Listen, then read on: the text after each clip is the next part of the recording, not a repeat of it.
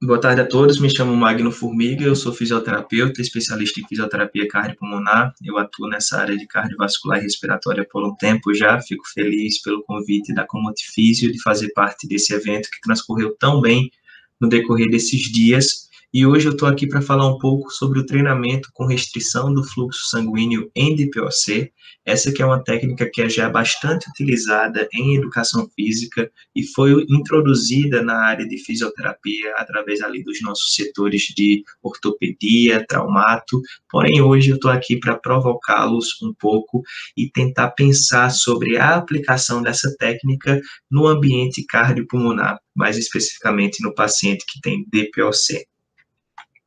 De antemão, eu falo que essa apresentação ela foi desenvolvida sem qualquer conflito de interesse da minha parte. Eu vou falar sobre alguns aparelhos, porém eu não ganho nada com eles, tá, pessoal? O ano nem acabou ainda e já temos o documento de 2021 da Gold, que traz várias informações sobre critério de diagnóstico e também de manejo da doença pulmonar obstrutiva crônica.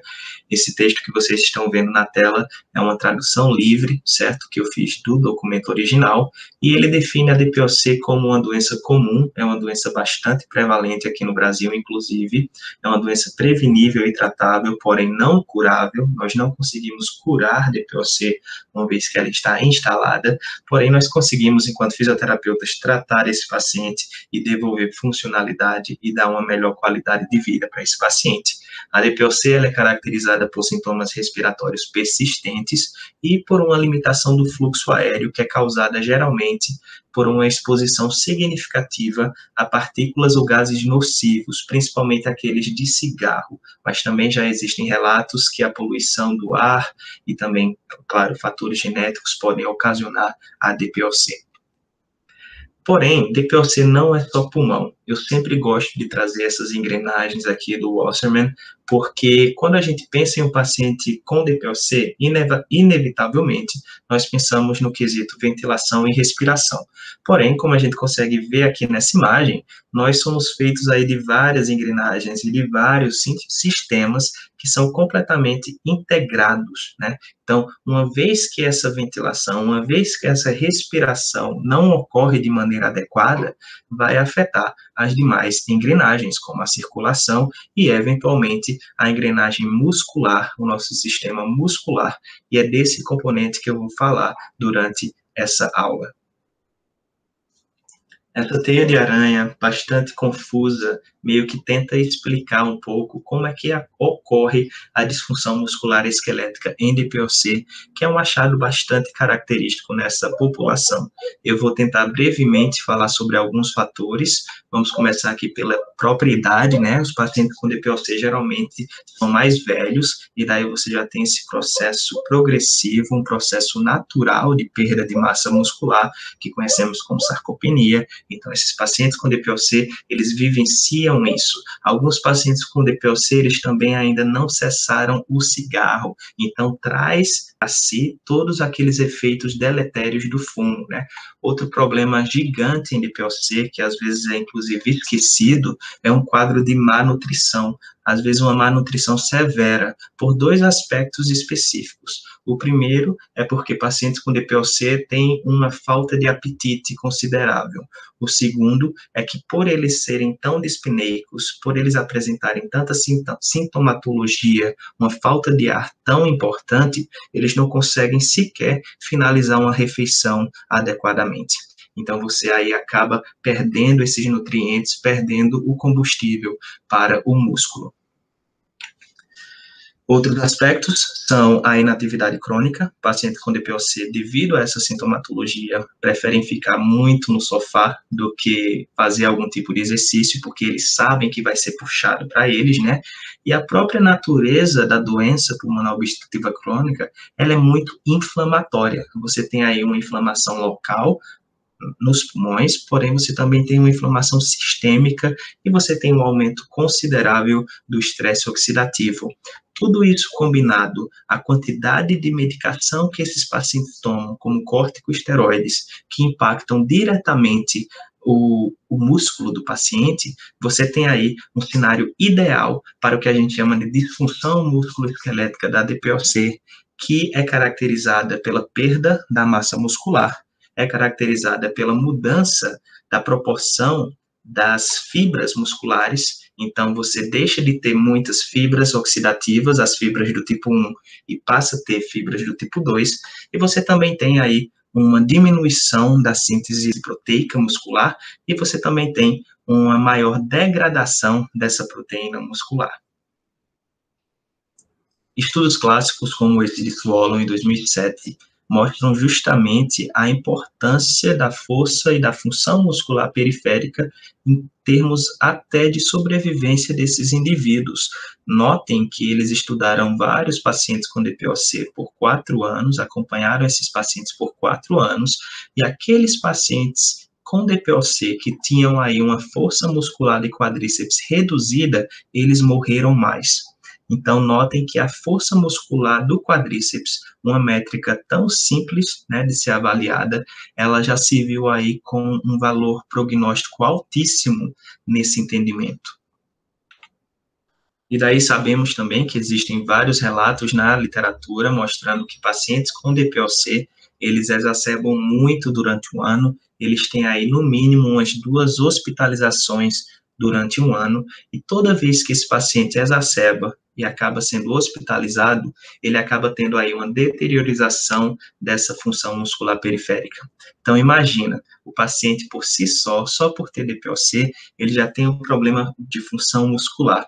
E daí, esses sintomas se agravam, ele acaba tendo que ir para o hospital, às vezes é inclusive internado em terapia intensiva, e tudo isso contribui mais ainda para uma disfunção muscular nessa população.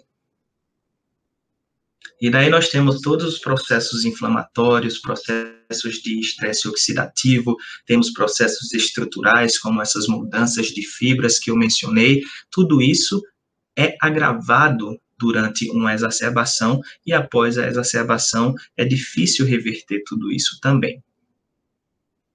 Qual que é o grande problema, então? Esses pacientes chegam para a gente muito debilitados, e muitos deles, devido a essa sintomatologia, não aguentam um treinamento com uma carga mais alta.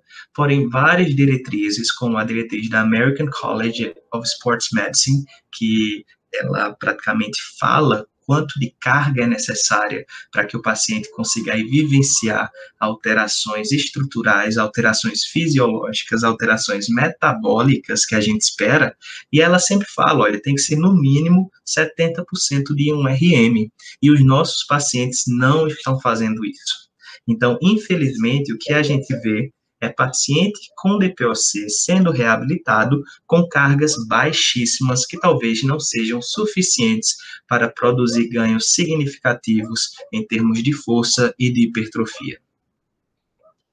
Bem, então nós já sabemos várias coisas. Sabemos que a força muscular periférica desses pacientes com DPOC é bastante reduzida, mesmo quando comparada a indivíduos de mesma idade, porém sem DPOC. Nós sabemos que o paciente com DPOC, ele tem aí problemas de atrofia, ele tem problemas de mudança de proporções, né, de tipo de fibra. Então, o paciente normal, ele tem muito mais fibra oxidativa do tipo 1, e quando o paciente tem DPOC, acaba que meio que há um shift. Ele vai para a fibra do tipo 2, ele vai para a fibra que não necessita essa parte, essa capacidade oxidativa, até porque a capacidade oxidativa do paciente de DPOC é bastante pobre.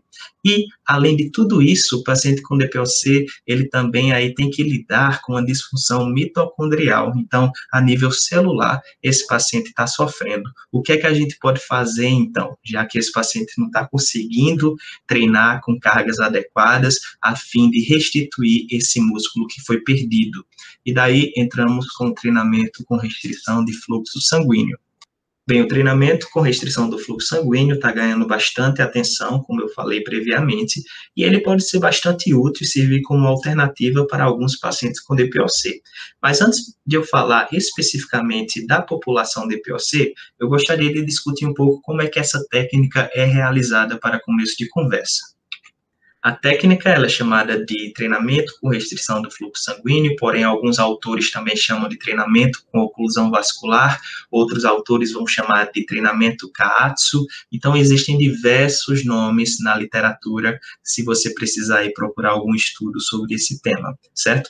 Em termos metodológicos, eu acho que durante essa apresentação eu vou referir para essa técnica como BFR ou BFR, porque é o termo mais comumente utilizado.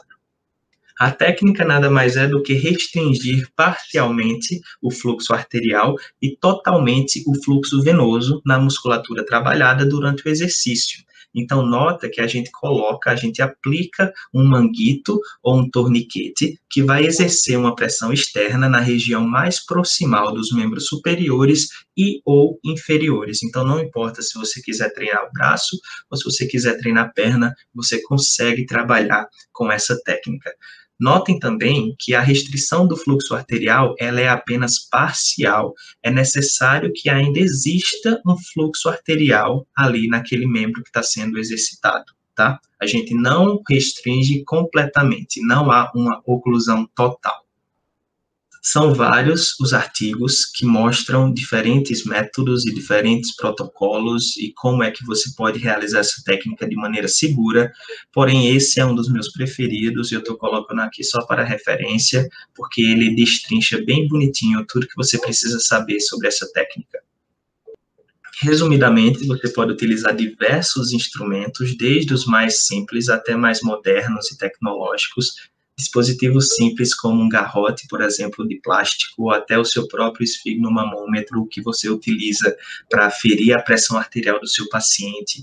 Você também tem fitas elásticas, certo? Que vem com números até, o que vai favorecer esse pesquisador e esse fisioterapeuta, né? Porque você vai ter aí uma medida um pouco mais confiável e um pouco mais precisa de quanto de pressão você está oferecendo, mas claro que a gente sempre dá preferência aos equipamentos um pouco mais tecnológicos, um pouco mais modernos, porque esses sim vão garantir aí um treinamento de qualidade e um treinamento seguro para o seu paciente. Notem que existem diversos tipos no mercado, porém, o mais bem conceituado hoje em dia se chama Delphi PTS, que é desse cara aí chamado Johnny, da University of Texas.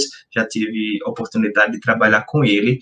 Eu já trabalhei com esse aparelho e eu acho que é um aparelho incrível, porque ele, de fato, ajuda o terapeuta a configurar o treinamento sem muitos problemas.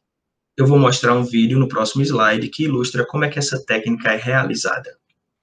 Notem que o primeiro passo é colocar uma flanela ou um pano sobre a pele para que o manguito ele não tenha contato direto com a pele do paciente, a fim de evitar algum trauma ou alguma coisa. Você ajusta o manguito de maneira bem apertada, certo? Geralmente a gente deixa apenas o espaço de 2 dedos entre o manguito e a perna. Uma vez que o manguito ele é conectado ao sistema PTS, o sistema vai insuflar esse manguito até que exista aí uma oclusão vascular completa, ou seja, ele vai tentar entender quantos milímetros de mercúrio são suficientes para cessar completamente o fluxo arterial desse paciente. Nesse caso, o número obtido foi 157. 157 é o que eles chamam de LOP, ou então pressão de oclusão da periferia, pressão de oclusão do membro que está sendo exercitado, né? Então, no caso desse paciente específico, 157 milímetros de mercúrio foram suficientes para cessar completamente o fluxo arterial para essa perna. Mas daí vocês lembram que eu falei anteriormente que a gente não quer fechar completamente esse fluxo arterial. A gente quer deixar ainda um pouquinho de fluxo indo para aquela perna, né? A gente não quer 100% de restrição. E por isso que o sistema faz o seguinte, olha, notem que ele calcula automaticamente a porcentagem dessa pressão de oclusão. Nesse caso, 80%. 80% de 157 foi 125 milímetros de mercúrio, significando que esse paciente, durante o treinamento, teria o manguito insuflado constantemente por 125 milímetros de mercúrio de pressão. Esse número é bastante programado, você pode utilizar 60%, por exemplo, da pressão de oclusão, ou 70%, ou 50%, enfim, quem escolhe é o terapeuta com base no paciente. Então, a técnica ela faz justamente isso. Existe uma pressão mecânica gradual da vasculatura sob o manguito, sob o torniquete. Isso vai restringir parcialmente o fluxo sanguíneo arterial para as estruturas distais. Isso vai afetar, claro, mais severamente o retorno venoso. E tudo isso vai gerar o quê? Uma hipóxia, vai gerar um suprimento inadequado de oxigênio no tecido muscular. A hipóxia, que antes era considerada uma grande vilã da fisiologia normal, né? Porém, hoje em dia, nós sabemos que, quando utilizada de maneira controlada, ela pode produzir alguns bons benefícios para o paciente. Não é à toa que existem aí tantos estudos utilizando hipóxia intermitente, treinamento em altas altitudes, enfim. Outra coisa, outro aspecto que envolve essa técnica, além do suprimento inadequado de oxigênio durante essa restrição, é o acúmulo sanguíneo que ocorre dentro dos capilares do membro ocluído, inclusive causando um pouquinho de eritema. Esses dois aspectos, a hipóxia e o acúmulo sanguíneo naquela área, vão nos ajudar a explicar alguns dos eventos fisiológicos que ocorrem durante a técnica de PFR. Essa imagem mostra mais ou menos alguns dos mecanismos pelos quais o paciente vai se beneficiar dessa técnica. Então, quando você aplica aquele torniquete, aquele manguito na região mais proximal da perna e acaba restringindo o fluxo sanguíneo para aquela área durante o exercício, você vai ter, obviamente, um acúmulo muito mais rápido de metabólitos durante o exercício. Isso vai diminuir também o fluxo sanguíneo oxigenário para aquela área, fazendo com que o trabalho muscular seja muito mais arduoso. E tudo isso junto vai te dar aí uma cachoeira de eventos que incluem desde produção um pouco mais acentuada de hormônios anabólicos, como o aumento da síntese da proteína muscular e como também um recrutamento muito mais rápido das fibras do tipo 2, aquelas não oxidativas, que a gente já se referiu, e elas serão, obviamente, muito mais ativadas. Com essa ativação das fibras do tipo 2 e também com uma maior expressão de fatores de crescimento, quando você combina tudo isso, você tem um cenário ideal para um paciente como, por exemplo, DPOC, que tem tanta dificuldade em termos da capacidade oxidativa. Então, você já vai trabalhar com a fibra do tipo 2, o que vai favorecer aí um maior ganho de massa e também de força muscular. A técnica pode ser aplicada de diversas maneiras, utilizando diversos tipos de exercício. Então, você tem o exercício resistivo como um dos mais tradicionalmente utilizados em combinação com a restrição do fluxo sanguíneo, porém também tem exercícios aeróbicos, exercícios passivos e também aqueles exercícios de modalidade não tradicional, como, por exemplo, você unir a terapia de restrição do fluxo sanguíneo com o paciente recebendo vibração do corpo inteiro, ou então aqueles pacientes que estão unindo a BFR com eletroestimulação neuromuscular. Então, ainda são estudos poucos, né, na literatura, porém que já nos mostram algumas aplicabilidades dessa técnica em diversos âmbitos. Notem que nessa imagem temos duas senhoras, as duas estão utilizando aí o manguito na região mais proximal no membro que será trabalhado, né? Esse manguito, ele está individualizado, ele tem aí uma pressão de oclusão individual para cada uma delas.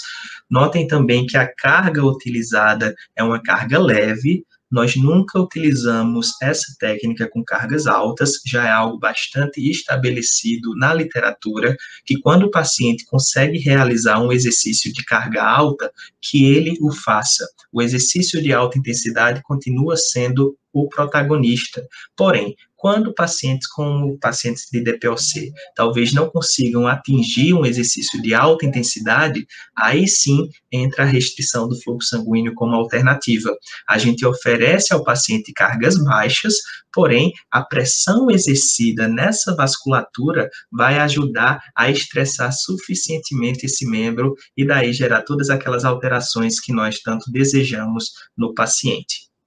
Um motivo pelo qual cargas de alta intensidade não podem ser utilizadas com restrição do fluxo sanguíneo é porque você, quer queira, quer não, vai ter um aumento do dano muscular naquela região, você também vai ter um aumento de estresse oxidativo, então é algo que, de fato, vai impactar o paciente. Outro aspecto é que, devido ao treino de alta intensidade já ser tão puxado para o paciente, e daí você adiciona a esse treino mais pressão, mais problema, tudo isso vai fazer com que o paciente se fadigue muito mais rapidamente. E se ele se fadiga mais rapidamente, ele termina o treino mais rápido. Se ele termina o treino mais rápido, você tem aí um volume não ideal. É importante que nós tenhamos um volume de treino ideal, com uma intensidade ideal, para que a técnica, de fato, beneficie o paciente.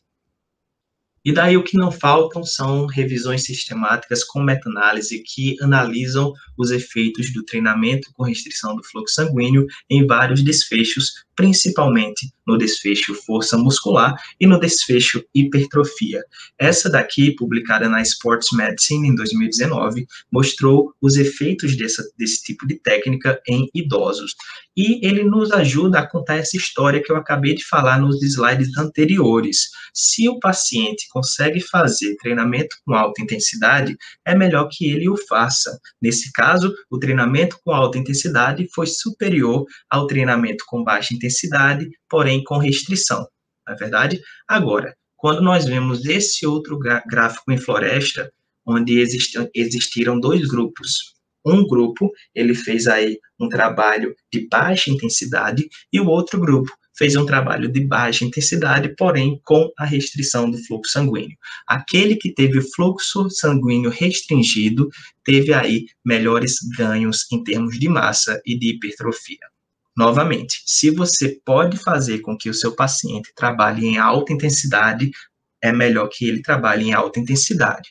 Agora, se o seu paciente não consegue trabalhar em alta intensidade, só consegue trabalhar em baixa intensidade, o que é que você faz?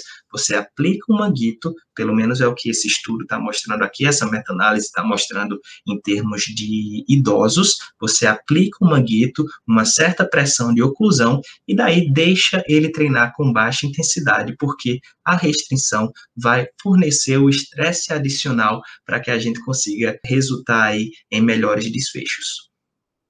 Como eu falei, não faltam revisões sistemáticas e meta-análises, essa daqui é outra também do grupo do Hudges, muito bem conceituados esses autores, e eles fizeram aí uma meta-análise sobre o efeito do treinamento com restrição do fluxo sanguíneo, porém no contexto da reabilitação músculo-esquelética, e daí já é naquele ambiente mesmo, de ortopedia, de traumato, e o que foi que eles acharam?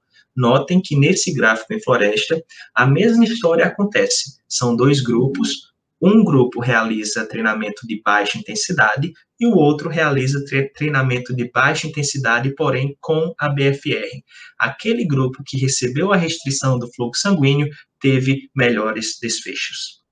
Então, não falta evidência, e não é à toa que esse tipo de técnica é tão utilizada, por exemplo, em educação física, é tão utilizada em fisioterapia esportiva, porque, por exemplo, notem aqui, essa paciente acabou de fazer uma cirurgia de ligamento cruzado anterior e, claro, não pode ter várias cargas, não pode ter aí uma carga muito elevada sobre esse membro acometido. O que é que ele faz, então? Ele coloca aquele manguito, ele aplica a técnica de restrição do fluxo sanguíneo, que vai adicionar uma pressão nesse membro com pouca carga e vai, assim, gerar todos aqueles efeitos estruturais, metabólicos e fisiológicos que a gente espera. Mas aí você deve estar se perguntando, e a DPOC, né? Eu estou falando bastante da aplicabilidade da BFR no meio ortopédico, no meio de traumato, no meio da fisioterapia esportiva, mas e no paciente com DPOC? Essa palestra é sobre DPOC. Então, a gente tem que se perguntar, né? Será que o treinamento com restrição do fluxo sanguíneo, ele pode ser aí um treinamento em potencial para lidar com a perda muscular característica da doença? E daí essa pergunta ela já foi feita desde 2014 por esses autores aqui. É uma revisão bem legal, eu até recomendo para quem se interessar pela área, dar uma lida nessa revisão, porque é a primeira vez que na literatura a ideia de combinar BFR com DPOC apareceu. Porém, desde 2014, pouca coisa foi publicada. É até curioso que o único ensaio clínico que existe atualmente, pelo menos ao meu conhecimento, é esse daqui de um autor chamado Neto, que utilizou treinamento de força com restrição de fluxo sanguíneo em pessoas com DPOC ali em João Pessoa.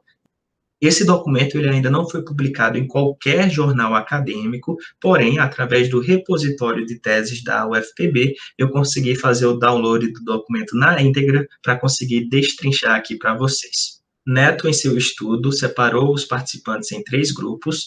Um primeiro grupo fez o treinamento com uma carga baixa, uma carga leve, com a restrição do fluxo sanguíneo, ou seja, com BFR. Um segundo grupo fez um treinamento com uma carga um pouco mais elevada, ou seja, uma carga moderada, porém sem qualquer restrição, sem o BFR. E um terceiro grupo era um grupo controle. Tá? Então, no grupo de carga baixa com BFR, aquele que fez aí uma intensidade bem leve, porém com a restrição, eles fizeram 4 séries de 12 repetições de treinamento de força para os extensores do joelho, flexores e também extensores do cotovelo. Eles utilizaram 30% de 1RM, logo uma intensidade baixa, uma intensidade leve. Eles tiveram aí 1 minuto de intervalo entre as séries e a oclusão vascular que eles escolheram, a pressão de oclusão daquela perna foi de 50%, por exemplo, daquele membro, né? Porque eles também utilizaram exercícios de membros superiores como também inferiores. Então, 50% foi a pressão de oclusão utilizado no manguito no grupo que recebeu o BFR. O grupo que fez um treinamento de carga moderada tiveram aí 3 séries de 8 repetições, com o mesmo tipo de treinamento de força que o grupo que recebeu a restrição, porém com intensidade um pouco mais alta e sem a restrição. A intensidade deles foi de 60% de 1RM e eles também tiveram 2 minutos de intervalo entre as séries, ou seja, eles tiveram um tempinho maior entre as séries para se recuperar. Já o grupo controle, eles apenas fizeram 20 minutos de terapia pulmonar convencional guiada por sintomas, ou seja, o paciente chegava no dia do teste e, dependendo da sua sintomatologia, ele recebia alguma terapia que não envolvia treinamento de força. E os achados são muito interessantes e confirmam todas as hipóteses que nós fizemos até então. Notem que esses são pacientes com DPOC e tanto o grupo que fez o treinamento com intensidade moderada quanto aquele que fez com intensidade baixa, porém com a restrição do fluxo sanguíneo, eles tiveram resultados semelhantes, sugerindo que a restrição do fluxo sanguíneo favoreceu aí aquele extra que o grupo que fez o treinamento com baixa intensidade precisava para obter aí resultados favoráveis. Os ganhos de ambos os grupos, nesse caso, foram extensão do joelho e também flexão do cotovelo. Agora, de maneira mais interessante ainda, olha o que observaram na extensão do cotovelo. O maior ganho observado não foi no grupo que fez treino moderado, mas sim no grupo que fez treino de baixa carga, porém com a restrição do fluxo sanguíneo. E assim, Neto conclui a sua tese de mestrado falando: o treinamento de força de baixa carga com restrição de fluxo sanguíneo é eficaz para a melhora no desempenho físico de pessoas com DPOC e apresenta efeitos superiores ao treinamento de força convencional de moderada carga nas variáveis dispneia, desempenho funcional e força. Essa é a primeira de várias evidências que ainda surgirão, óbvio, sobre essa técnica e o efeito dessa técnica aí em pacientes com DPOC. Neto, inclusive, oferece uma sugestão de prescrição de treinamento de força com restrição do fluxo sanguíneo para esses indivíduos. Então, temos aqui, olha, treinamento de força com restrição do fluxo sanguíneo de 4 séries com 12 repetições cada, uma carga de 30% de 1RM, notem que tem que ser uma carga leve para ter efeitos bons, geralmente é assim que a gente fala. Temos também uma pressão de restrição de mais ou menos 50% do pulso auscultatório, ou seja, lembra que naquele vídeo o terapeuta utilizou 80% de oclusão, nesse caso ele utilizou 50% de oclusão. Intervalo entre as séries, 1 minuto. Neto escolheu desinsuflar o manguito durante o intervalo entre as séries. Existem vários outros protocolos e vários outros autores em diversas populações que escolhem aí deixar o manguito insuflado todo o protocolo, porém, mais uma vez, não é uma receita de bolo, a gente ainda está estudando qual que é a melhor maneira de aplicar essa técnica. Duração mínima de 3 semanas, com a frequência semanal de, no mínimo, 2 vezes por semana. Mas não para por aí, pessoal. Como eu falei, esse estudo de Neto, ele sequer ainda foi publicado em uma revista acadêmica, ele é uma tese de mestrado, então ainda existe um grande caminho, com muito espaço para pesquisa, muito espaço para questionamento sobre qual que é o protocolo ideal, qual que é a população ideal. Então, tudo isso vai ser estudado com certeza, porque é uma técnica que está recebendo muita atenção da nossa classe. Inclusive, se vocês acessarem o clinicaltrials.gov, que é um repositório de registros de ensaios clínicos randomizados, vocês vão ver que existem ao menos 2 ensaios clínicos atualmente ativos sobre essa técnica, e eu estou bastante ansioso para ter acesso a esses resultados. Ainda sobre o potencial dessa técnica, vocês notaram que a maioria dos estudos que eu falei até então, eles utilizam a técnica com intuitos de ganhar força e massa muscular. Mas nós começamos a questionar se o uso do treinamento com restrição do fluxo sanguíneo pode favorecer ganhos, inclusive, na capacidade aeróbica de indivíduos.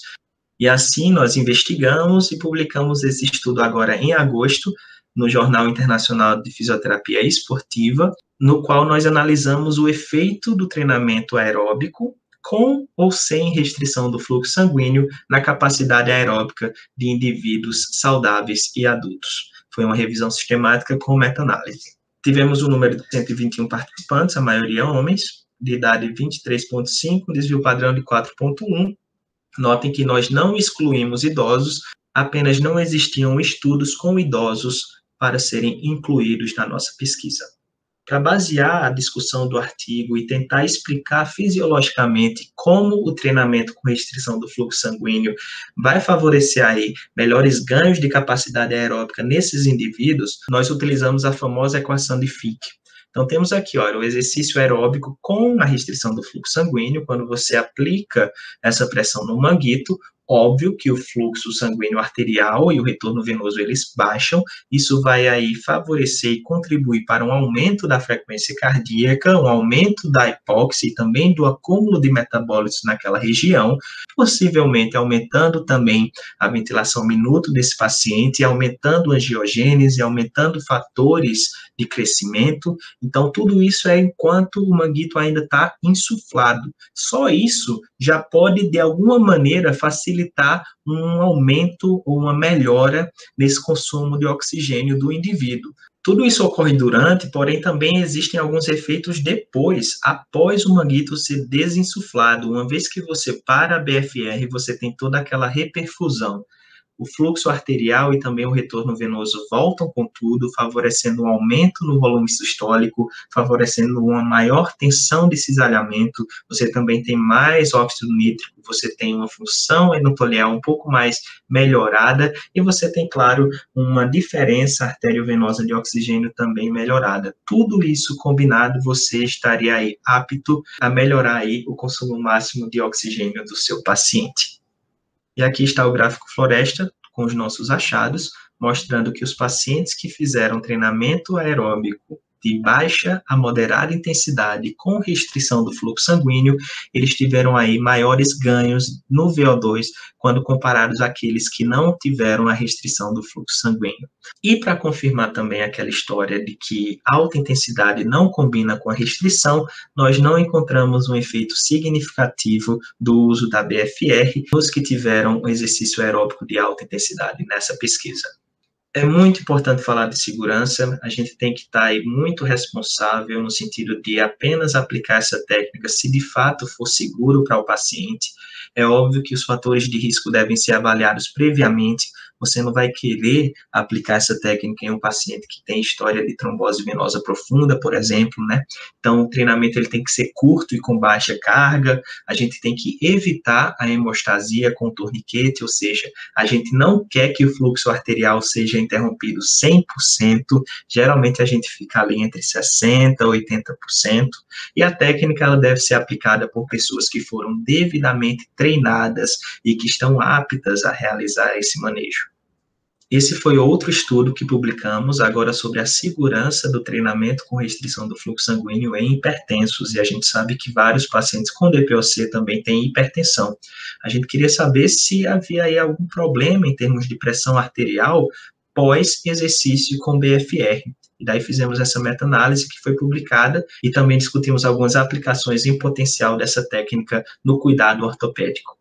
Aqui está a conclusão do nosso estudo, destaquei algumas partes que falam que houve um aumento discreto, não significativo, tanto na pressão sistólica quanto na pressão diastólica, e concluímos então que o uso do treinamento com restrição do fluxo sanguíneo, ele é seguro em pacientes com hipertensão e que não houve qualquer evento adverso reportado pelos 86 participantes da pesquisa.